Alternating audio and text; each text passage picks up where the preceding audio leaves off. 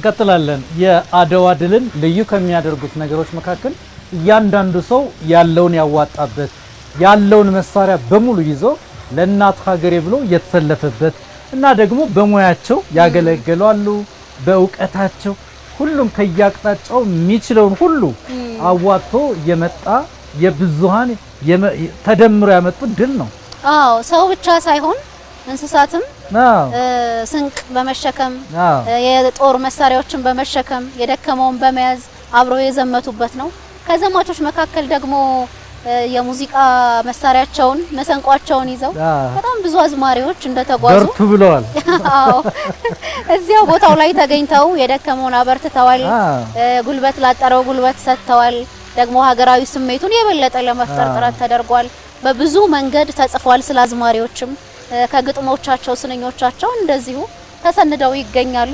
ደግሞ የአዝማሪዎችን ሚና ከአድዋ አንፃር አሁን እንመለከታለን። አዎ አንዳንድ ነገሮች ስስ ይመስላሉ፣ ግን ግዙፍ ናቸው። የሸሸን ሰራዊት ሂድ እንጂ ለእናት ሀገር ውደቅ እንጂ ብሎ እንደ መግፋት ያለ ትልቅ ኃይል የለም።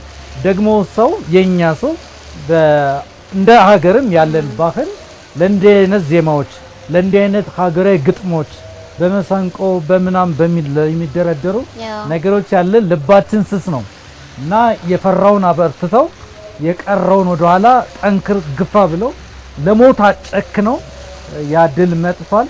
የነሱ ታሪክ ከትልልቅ ፈረሰኞች ከትልልቅ ባለድሎች እኩል አብሮ ሊሰነድ እየተሰራም ያለ ጉዳይ ነው። አዎ ሙዚቃ የስሜት ንክር ነው የሚለውን በጣም ለማሳየት ጥሩ የሚባለው አማራጭ ወይም ደግሞ ማሳያ አድዋ ነው። ከአዝማሪዎች ጋር የተያዘውን ጉዳይ ባልደረባችን አመለወርቅ መኳንንት ደግሞ በአድዋ አዝማሪዎች ምን ይመስሉ ነበር የሚለውን እንደሚከተለው አድርጋ አሰናድተዋለች።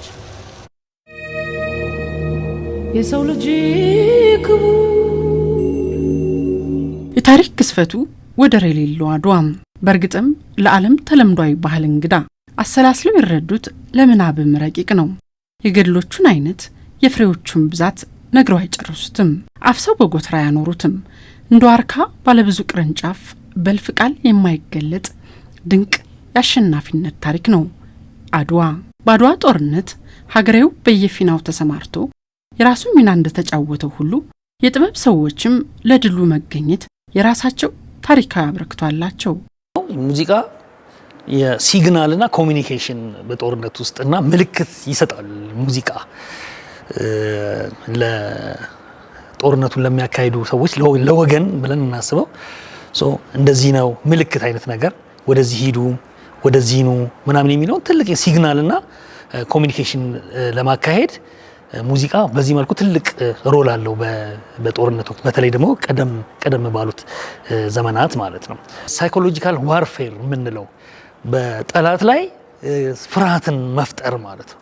ቀደም እንዳልነው ለምሳሌ ጠላት በቅርብ ርቀት ውስጥ አለ ብለን ብናስብ በዚህኛው የወገን ጦር ደግሞ ትልልቅ የከበሮ ድምጾችን በማሰማት ፍርሃትን ሽብርን መፍጠር መተንልሃል በቃ ለቀውጣ አይነት ነገር የሚለውን ቴንሽን የመፍጠር ትልቅ አቅም አለው ሙዚቃ ማለት ነው። ራሱ በወገን መካከል የአሸናፊነትን መንፈስ በማነሳሳት በማነቃቃት ትልቅ ሮል አለው ማለት ነው። ከኋላ ግፋ በለው ሂድ በለው ሞራል መስጠቱን አንዳንዴ ለምሳሌ የሆነ ሙዚቃን አድምጠሹ የምታደምጪው ሙዚቃ ከሆነ ቦታ እንዳትመለሽ ያደርግሻል።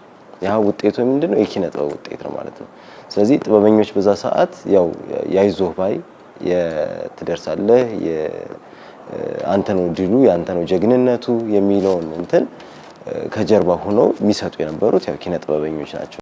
በጦሩ አውድማ የጀግኖች ሐሞት እንዲኮሰትር እሾህ ጋሬጣው እንዳይሰማቸው የተቋጠሩ ስንኞች በዜማ ታጅበው በእርግጥ ማጀግነዋል። ከትላንት ተሻግሮ ዛሬም ያድዋ ድል በአይነ ህሊና እንዲገዝፍ በምናብ እንዲሳል ጀግኖች እንዲወሱ ገድሉ እንዲዘከር በማድረግ ትልቅ ባለውለታ ሆነው ከፊታሉ። በተለይ ግጥም ይደረደራል፣ ዜማዎች ይኖራቸዋል ምናምን በዚህ የተካኑ በጣም ትልቅ የሀገር ሰዎች ነበሩ። እነኚህ ሰዎች ያንን ወቅታዊ ሁኔታ በግጥምና በዜማ እያዋጁ ጦሩን በመቀስቀስ የስነ ልቦና ሕክምና በማድረግ ጦሩ ሲያፈገፍግ ሊሆን ይችላል፣ ወደፊትም ሲሄድ ሊሆን ይችላል። ይህንን ነገር በመጠቀም ትልቅ ሚና አበርክተዋል ማለት ነው።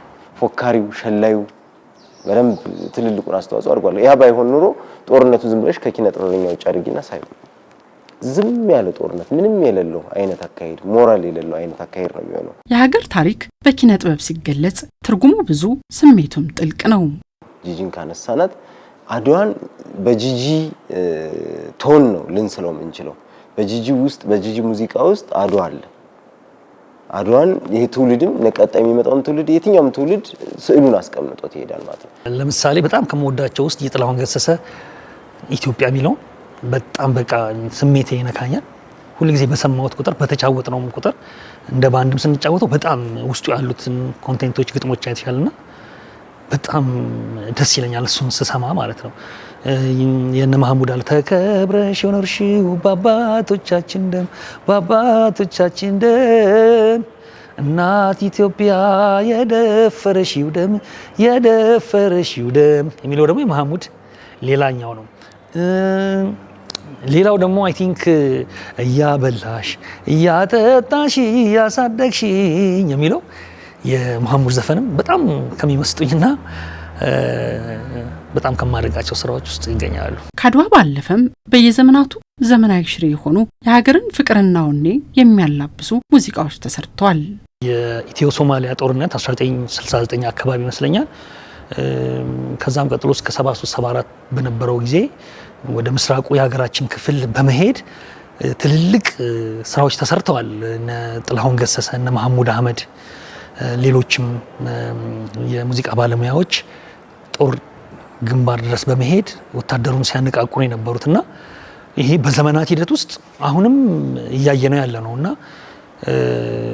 እውነት ደስ የሚያሰኝም ጭምር ነው። አፄ ኃይለ ሥላሴ ላይ በነበርንበት ዘመንም ኪነጥበብ የራሷን አስተዋጽኦ አድርጋለች። ወርቃማ ዘመን የምንለው የኪነጥበብ ወርቃማ ዘመን የምንለው የአፄ ኃይለ ሥላሴ ዘመን ነው። ከዛ በኋላ መጠን ደግሞ የደርግ ስርዓት ላይ ደግሞ ስንመጣ ደግሞ ብዙዎቹ በሙዚቃቸው ላይ አንዳንድ እንትን እንዲያካትቱ ተደርገው ሀገራዊ ዜማዎችን እንዲያዜሙበት የተደረገ ከዛ ደግሞ እያለን ስንመጣ ደግሞ የኢትዮ ኤርትራ ጦርነት የነበረበት ሰዓት ላይ ስንመጣ ነጥላሁን እልፍነህም በጣም የምናነሳቸው ነው። አሻው እየተባለ በደንብ እንትን የምንልበት ነበር። ያ ያጀግን ነበረ። ስለዚህ ከየትኛውም ጦር ጀርባ ኪነጥበበኞች አሉበት ማለት ነው። ከየትኛውም ልማት ጀርባ ኪነጥበበኞች አሉበት ማለት ነው። ከየትኛውም ሀዘን ጀርባ ኪነጥበበኞች አሉ። በቃ ቅድሚያ ናቸው ማለት ነው።